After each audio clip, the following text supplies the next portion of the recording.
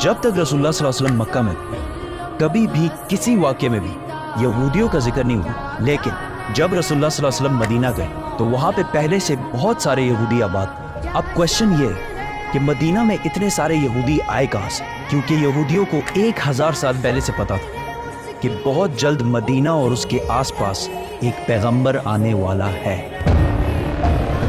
आज से तकरीबन 70 साल पहले 3 अरबी शेफर्ड्स फलस्तीन के पहाड़ों में अभी घूम फिर रहे कि अचानक उन्हें दूर से एक पहाड़ में एक गार, एक केव देखा। वो उस केव के अंदर गए और उन्होंने देखा कि उस केव में सिर्फ 2 जार्स पड़े हुए।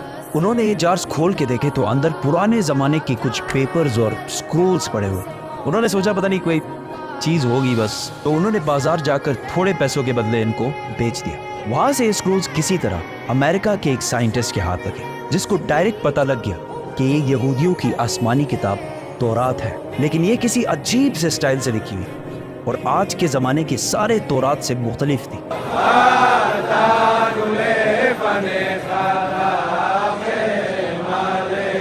तो उस साइंटिस्ट जॉन सी ट्रेवर ने इन पेपर्स को उस ज़माने के सबसे पुराने तौरात, जो 1800 साल पुराना था, उससे कंपेयर किया और इन दोनों तौरात का स्टाइल और अंदाज बिल्कुल एक जैसे था। जिस कागज़ पर यह तौरात लिखी हुई थी, उस साइंटिस्ट ने उसकी कार्बन डेटिंग कराई कि ज्यादा से ज्यादा ये कितने पुराने जमाने के हो सकते। तो पता चला कि ये एटलीस्ट 2200 साल पुराना कागज है जिस पर ये तौरात लिखी हुई है। विच मीन्स कि ये तौरात जो फलस्तीन के एक गार में एक आम से अरबी शेपर्ड को मिले थे, ये दुनिया के सबसे पुराने तौरात में से एक है। इवन हजरत ईसा अलैहिस्सलाम के आने से भी पुराने का तौरात है। Copies of the Bible that are 1000 years older than any previously known copy of the Bible? ये कंप्लीट तौरात तो नहीं है, लेकिन तौरात के बहुत सारे पोर्शंस इसमें मौजूद हैं। इन स्क्रोल्स के स्टार्टिंग में यहूदियों के एक पैगंबर आइज़ाया का जिक्र है, जिनको क्रिश्चियंस और मुसलमान दोनों एक सच्चा प्रॉफिट मानते हैं। और इस पैगंबर आइज़ाया ने फ्यूचर की कुछ प्रोफेसीज लिखी है कि आने वाले वक्तों में दुनिया में क्या क्या होने वाला है। पहली प्रोफेसी ये थी कि बख्त नसर बेबीलोन का बहुत ताकतवर बादशाह, जिसने हजारों साल पहले यहूदियों की बिल्कुल हिटलर की तरह तबाही फेर दी थी। इस तौरात की पहली प्रोफेसी ये है कि अभी तो बख्त नसर हमारे ऊपर बहुत जुल्म कर रहा है, लेकिन बहुत जल्द एक शख्स इसकी हुकूमत को तबाह और बर्बाद कर दे और यहूदियों को उनके इलाके में वापस आबाद करेगा। ये प्रोफेसी इस तौरात से भी 300 साल पहले पूरी हो चुकी थी, साइरस द ग्रेट की शक्ल में, जो ईरान का एक बहुत ताकतवर बादशाह था, जिसको आज बहुत सारे मॉडर्न इस्लामिक स्कॉलर्स जुल्करनैन भी समझते हैं। Actually, he was Cyrus. He was the king of Persia. ये भी एक बहुत इंटरेस्टिंग स्टोरी है, तो सब्सक्राइब। इस तौरात की दूसरी प्रोफेसी की वजह से यहूदी मदीना में आबाद थे। इस दुनिया के सबसे पुराने तौरात प्रोफेसी कुछ ऐसे है, देखो मेरा गुलाम जिसे मैं कायम रखता हूं, मैं अपनी रूह को इसमें डालूंगा और वो दुनिया में इंसाफ कायम करेगा, और जब तक वो जमीन पे इंसाफ कायम ना कर ले वो पीछे नहीं हटेगा और ना उसे कोई कुचल सकेगा, और मैं बुतों को अपनी तारीफ छीनने नहीं दूंगा। और जिन आबादियों में कैदार के लोग रहते हैं खुश हो जाएं। कैदार, कैदार, इसको याद रखें। सेला के लोग पहाड़ के ऊपर चढ़कर चीख चीख कर खुशी के नारे लगाएं। Let them give glory to their Lord. Now, let's break this down. सबसे पहले कहा गया है कि कैदार के लोग खुशियां मनाएं। तो अब ये कैदार कौन है और कहां है? कैदार इब्राहीम अलैहिस्सलाम के बेटे इस्माईल अलैहिस्सलाम के दूसरे बेटे का नाम, और इस कैदार के बच्चों ने अरब में एक बहुत बड़ी सल्तनत कायम की, और रसूलुल्लाह सल्लल्लाहु अलैहि वसल्लम भी इस्माईल अलैहिस्सलाम के इस बेटे कैदार की नस्ल में से। दूसरा जिक्र है बुतों का।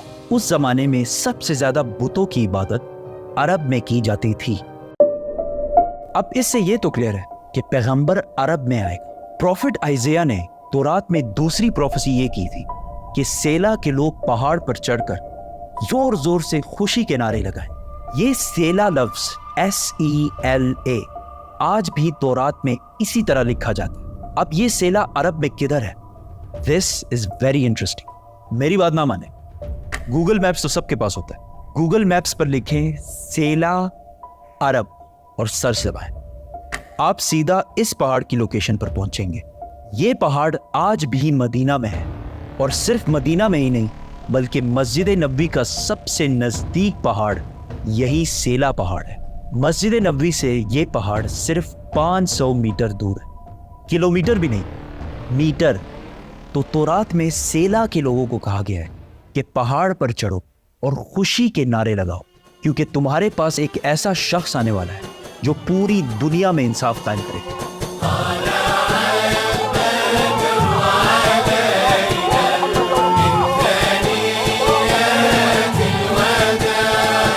اور یہ سب کچھ تورات میں یہودیوں کو پہلے ہی بتا دیا گیا. یہودیوں کو اس بات کا پورا اندازہ تھا کہ بہت جلد مدینہ میں ایک پیغمبر آنے والا ہے. تو آہستہ آہستہ بہت سارے یہودی فلسطین سے مدینہ اور اس کے آس پاس شفٹ ہونا شروع ہوئے کہ کاش ہم اس پیغمبر سے مل سکیں. اور ایک دفعہ تو یہودی اور رومن امپائر کی لڑائی کے بعد بہت سارے یہودی مدینہ اور اس کے گرد جمع ہونا شروع ہوئے, اور خیبر کو جو مدینہ کے سب سے قریب سٹی سمجھی جاتی تھی اس کو اپنا ہیڈ کوارٹر بنایا.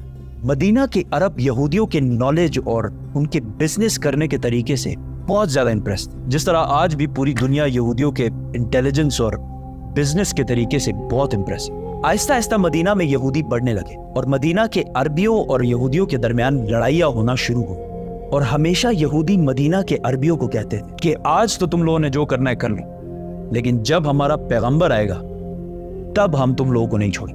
مدینہ کے عربی ہمیشہ اس بات سے ڈرتے تھے کہ کہیں واقعی ان کا پروفٹ آ کے ہمیں ختم ہی نہ کر دے. مدینہ والوں کو جنریشنز اینڈ جنریشنز تک یہ بات بتائی جا رہی تھی, جس کی وجہ سے مدینہ والوں کو یقین ہو گیا تھا کہ بہت جلد ایک پیغمبر آنے والا ہے. اس سب کے درمیان اچانک ایک دن مکہ سے ایک آدمی مدینہ آیا جس کا نام تھا مصعب بن عمیر, اور انہوں نے مدینہ کے لوگوں کو اسلام کی دعوت دی اور بتایا کہ مکہ میں ایک عربی پیغمبر آیا ہے جس کی بات کوئی بھی مکہ میں نہیں مانا. یہ سن کر مدینہ والے حیران ہو گئے کہ ایک عربی بولنے والا پیغمبر, ہو سکتا ہے یہ وہی پیغمبر ہے جس سے یہودی ہمیں بار بار ڈراتے رہتے. تو مدینہ والوں نے ڈائریکٹ دنیا میں سب سے پہلے اسلام قبول کر لیا. یہودیوں کو جب اس بات کا پتہ چلا کہ ہمارا پیغمبر تو عربیوں میں آ گیا تو انہوں نے صاف ڈینائی کر دی کہ یہ وہ پیغمبر ہے ہی نہیں. لیکن پھر بھی کچھ یہودیوں نے اسلام قبول بھی کیا اور اسلام کے لیے جان بھی دی. اور تورات میں محمد صلی اللہ علیہ وسلم کے بارے میں جو پہلے سے کہا گیا تھا یہ بھی یہودی جو مسلمان ہو گئے تھے یہ بھی انہی یہودیوں نے ڈسکور کیا تھا. اسی لیے حضرت سلمان فارسی کو بھی ایک کرسچن پریسٹ نے مدینہ ہی بھیجا تھا کہ وہاں ایک پیغمبر آنے والا ہے. یہودیوں نے اس سب کو ڈینائی کر دیا کہ یہ وہ پیغمبر ہے ہی نہیں, اور صرف ان کو پیغمبر ماننے سے انکار نہیں کیا بلکہ رسول اللہ صلی اللہ علیہ وسلم کے خلاف ہر طرح کی سازش بھی کی. لیکن یہودیوں کی طاقت خیبر کی جنگ کے بعد پورے عرب میں ہمیشہ کے لیے ختم کر دی, اور وہ سارا مال جو یہودیوں نے ہنڈریڈز آف ایئرز میں جمع کیا تھا سارا مسلمانوں کو مل گیا. اور مکہ والوں کو بھی پتہ چل گیا کہ خیبر کے بعد اگلی باری مکہ والوں کی ہے.